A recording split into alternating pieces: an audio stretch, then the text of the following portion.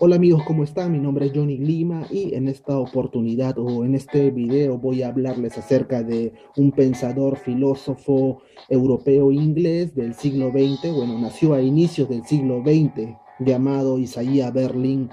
En este video voy a dividirlo en tres partes más que nada. La primera en las razones de las cuales, la gente rechaza la filosofía, y del por qué también, las razones del por qué también las personas la aceptan o por qué debería ser aceptada. La segunda parte de este video voy a hablar acerca de las diferencias entre lo que son las preguntas de tipo empíricos y las preguntas de tipo formales. Y la tercera parte de este video voy a hablar acerca del por qué las preguntas filosóficas no pueden ser respondidas de una manera satisfactoria o a veces imposibles de responder.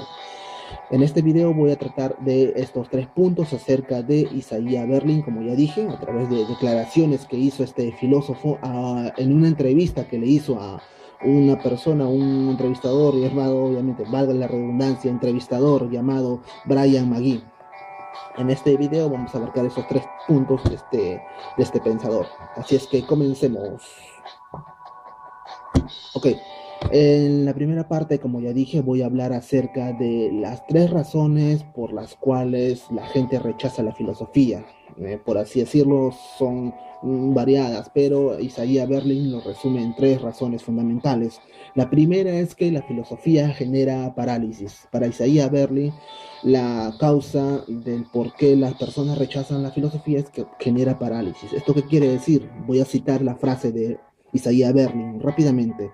Entonces, si todos los integrantes de una sociedad fuesen intelectuales escépticos, es decir, que están dudando, dudando y dudando acerca de todo, nadie sería capaz de actuar. Es decir, si todos, la imagen del típico filósofo, ¿no? Que esté sentado con la mano así, pensando y pensando y pensando, y prácticamente va a estar siempre en un constante cuestionamiento, no va a poder actuar, no se va a mover, no se va a movilizar, y se va a quedar en una posición estática, y no va a actuar. Esa sería la primera razón. La segunda razón del por qué la gente rechaza la filosofía, según Isaiah Berlin, es que nos genera angustia en el hecho de que las personas al cuestionar sus creencias iniciales con las cuales ha vivido, en las cuales siente que se le ha transmitido y que lo dan por sentado todo, como es el ejemplo de la famosa pregunta filosófica de si existe o no Dios, a una persona que durante toda su vida, imagínate, que haya creído, haya sido un fiel seguidor religioso, y que venga un filósofo y le cuestione eso, y esta persona también se cuestione esta creencia indudable, incuestionable, lo pone en una posición de angustia, de miedo, hasta, ¿por qué no decirlo también, de terror? Dicho sea de paso, también Isaiah Berlin menciona en una parte que cuando se enfrenta una persona sobre la persona, ¿sí? Cuando una persona se enfrenta a alguna disyuntiva de cualquier índole, no se encuentra en ocasiones tan nervioso que no desea enfrentarse a ella y que cierra los ojos e intenta pasar la responsabilidad a una espalda más ancha, al Estado, a la iglesia o a la clase social, alguna asociación o cualquier cosa. Es decir, nos pone en una constante angustia, puesto que nos hace responsables o nos hace imposible evadir nuestras responsabilidades acerca de las decisiones que nosotros tomamos en la vida. Esa sería la segunda razón. Y la tercera razón por la cual las personas rechazan la filosofía, según Berlin, es que no nos dice cómo debemos vivir. Por lo general las personas piensan que la filosofía te debe de dar un camino, una esperanza o algo. Pero cito a Isaiah Berlin nuevamente en esta entrevista. No es tarea del filósofo moral, como tampoco del novelista, guiar la vida de la gente. Su tarea es enfrentarla a los problemas, a la gama de los posibles caminos de acción, explicarle qué podría escoger y por qué. Es decir, la filosofía no se encarga de decirte a dónde debes de ir, qué camino debes tomar, sino de ampliarte la gama de posibilidades, a ampliar tu camino, el número de caminos que deberías de recorrer, y así tener un mayor campo de acción y tener un mayor abanico de posibilidades para poderte direccionar, pero no te dice cómo debes vivir. La filosofía, por lo general, es confundida también. Berlin menciona como algo dogmático, como algo que debería de creerse ciegamente en él, cuando no debería de ser así. Eso ya vendría a ser radicalizaciones de la filosofía. Y bueno, ahora vamos con las tres razones que da Isaiah Berlin para aceptar la filosofía. La primera es el movimiento. Al comienzo dijimos que la filosofía genera parálisis, pero ese es a nivel individual. A nivel colectivo, la filosofía genera movimiento, genera revoluciones, genera revueltas, genera todas esas cosas que generalmente nosotros de una manera independiente no podríamos lograr. Por ejemplo, a nivel histórico, el paso de la Edad Media a la Edad Moderna, se dieron intensas guerras, de la Edad Media, de la Edad Moderna, perdón, a la contemporánea, se dio esta revolución industrial, la revolución francesa, muertes y todo. Y la revolución también rusa, la revolución china, la revolución cubana, y etcétera, etcétera, las revoluciones que también en Sudamérica también pasaron, ¿no? En México, en Perú. Bueno, en Perú no se consolidó, pero también hubo intento de dar una revolución. A lo que voy es que la filosofía a nivel colectivo, detrás de todo movimiento, revuelta revolucionaria o cambio en la humanidad o en países, en continentes, hay detrás una especie de saber filosófico que es como el combustible que lo va a llevar a las personas a cambiar, mover la civilización a esta, como ya dije, a esta movilización de pensamientos o de personas o de cambios en la sociedad o en la política. Ahora, la segunda razón que da Isaiah Berlin para aceptar la filosofía es que fundamenta nuestras decisiones. Al comienzo dije que la filosofía nos genera angustia, pánico, hasta terror, porque nos puede estar enseñando cosas de las cuales nosotros no podemos darlos por sentado. Pero al reflexionar, al estar en un constante cuestionamiento de nuestras creencias más firmes, podemos encontrar la justificación y la fundamentación y la argumentación del por qué creemos en esto.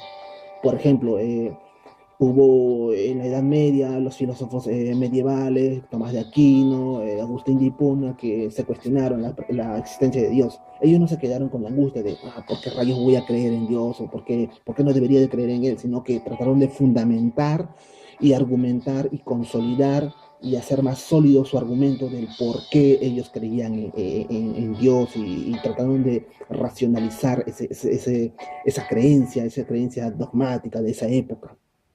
Es por eso que la filosofía fundamenta nuestras decisiones que vamos a tomar en la vida, ¿no? La tercera razón por la cual se debe aceptar la filosofía, según Berlin, es que nos da un sentido a la vida. La vida, según Berlin, no tiene un fin en sí mismo. Es decir, que la vida no tiene sentido. No es que no tenga sentido, sino que no tiene un sentido por sí mismo. Las personas que empiezan a filosofar, como ya dije anteriormente, amplían su gama de posibilidades, pero de alguna u otra manera, para que la vida adquiera un sentido, la filosofía te va a ayudar a consolidar los argumentos y te va a direccionar de alguna manera. Como ya dije, la filosofía genera movimiento, genera revuelta, genera revolución a nivel colectivo. Es por eso que dice que le da un sentido a lo que es la vida. Y bueno, la segunda parte de este video vamos a adentrarnos en lo que es la diferencia entre las preguntas empíricas y las preguntas de tipo formales. Entonces, la primera diferencia que tenemos entre estos dos tipos de preguntas, según el pensador Isaiah Berlin, es el objeto de estudio. El objeto de estudio que van a tener las preguntas empíricas van a ser los hechos factuales, como son la roca, una piedra, el mar, el océano, el viento, todas las cosas que podemos percibir mediante nuestros sentidos, que podemos tocar, todas las cosas físicas. En cambio, el objeto de estudio de las preguntas formales vendrían a ser los signos o mejor dicho, la relación que existe o que rigen dentro de los signos, las leyes, por ejemplo, las leyes matemáticas, las leyes de los logaritmos, y etcétera, etcétera. Ahora, la segunda diferencia entre estos dos tipos de preguntas es el método que van a utilizar. El método que utilizan las preguntas empíricas es el método inductivo, que va de lo particular a lo general. Por ejemplo, en un laboratorio se determina que todos los peces viven en el agua. Cinco tipos de especies viven en el agua. Entonces quiere decir que todos los peces, todos los seres o animales que tienen branquias van a vivir dentro del agua. Eso va de lo particular a lo general. Ahora, el método que va a utilizar las preguntas de tipo formales es el método deductivo, es decir, que va de lo general a lo particular. Por ejemplo, los silogismos. Un ejemplo de silogismo un silogismo son tres oraciones, tres tipos de proposiciones. Por ejemplo, Juan es un ser humano. Todos los seres humanos son mortales. Por lo tanto, Juan es mortal.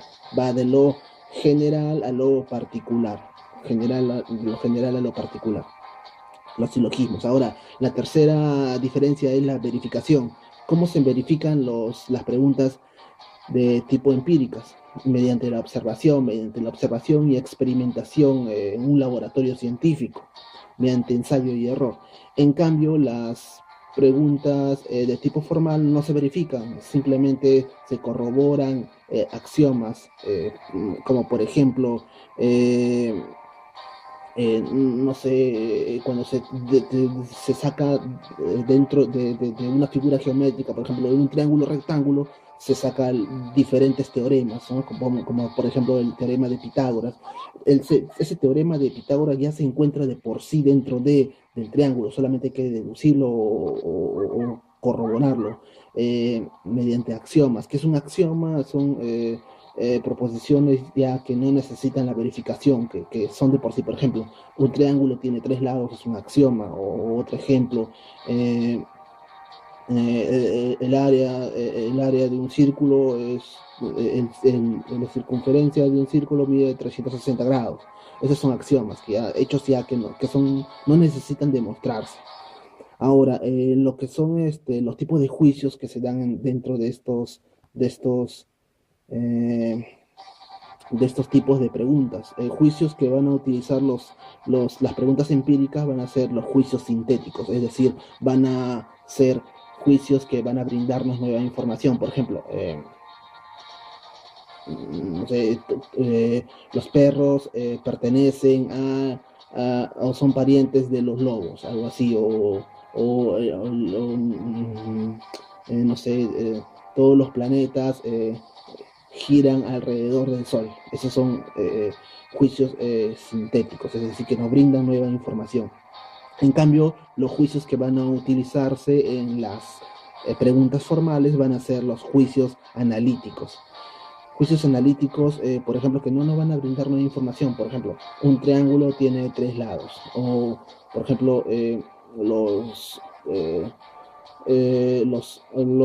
hombres calvos no tienen pelo, son diferentes, son las mismas oraciones donde el sujeto y el predicado van a contener la misma información y no se va a añadir nueva información, van a ser de forma analítica, es decir, se va a buscar dentro de la propia oración nuevas formas de decir o de demostrar ese mismo hecho. Esos son no hay un aumento de conocimiento, simplemente es una corroboración o análisis de estas proposiciones. Ahora, la última parte de este video vamos a centrarnos en lo que es la pregunta que se da en esta entrevista a Isaiah Berlin: ¿por qué las preguntas filosóficas no pueden ser demostradas o no pueden ser respondidas de muy... son imposibles de demostrar? Son imposibles de responder estas preguntas porque no existe un método definido para responder las preguntas filosóficas. Una pregunta filosófica vendría a ser, por ejemplo, algo universal: ¿qué es la vida? ¿Qué es la muerte? ¿Cuál es el sentido de la vida? ¿Qué es la belleza? ¿Habrá vida más allá de la muerte? ¿Existe Dios? Son preguntas que no tienen un método definido para responderlas. Isaiah Berlin calificaba bueno, Isaiah Berlin tenía varios libros, ¿no? Generalmente escribía lo que son ensayos, y en uno de sus ensayos llamado El objeto de la filosofía, que está dentro de su libro Conceptos y categorías, ensayos filosóficos, Isaiah Berlin nos menciona que las preguntas filosóficas no pueden ser respondidas porque no tienen un método claro y para responderlas, y a la vez que las preguntas filosóficas, las respuestas que podemos hallar en este tipo de preguntas no nos dan una respuesta clara o definida o una respuesta útil. De hecho, él menciona que las preguntas filosóficas poseen sus propias técnicas, no, fastidian a las personas de mentalidad práctica. Fastidian a las personas de mentalidad práctica, puesto que eh, las personas de mentalidad práctica solamente necesitan obtener preguntas que les sean útil en el instante, en el momento. Eso también me recuerda mucho a lo que dijo hace tiempo Bertrand Russell en un artículo que publicó también, que hablaba acerca de las personas prácticas. Las personas prácticas, ya hablaba acerca de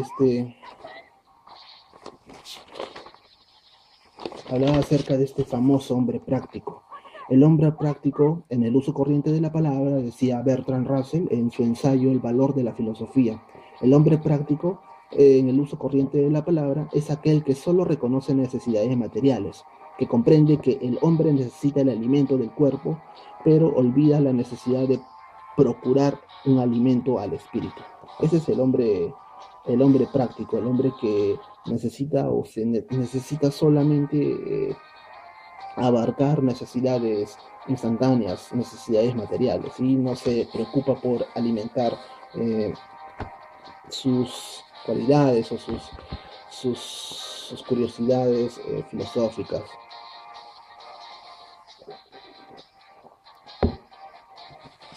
Y bueno, amiguitos, eso es todo por hoy. Esos son los 3 puntos en los que quería abordar en este video acerca de este pensador llamado Isaiah Berlin, y que, bueno, me parecieron muy interesantes.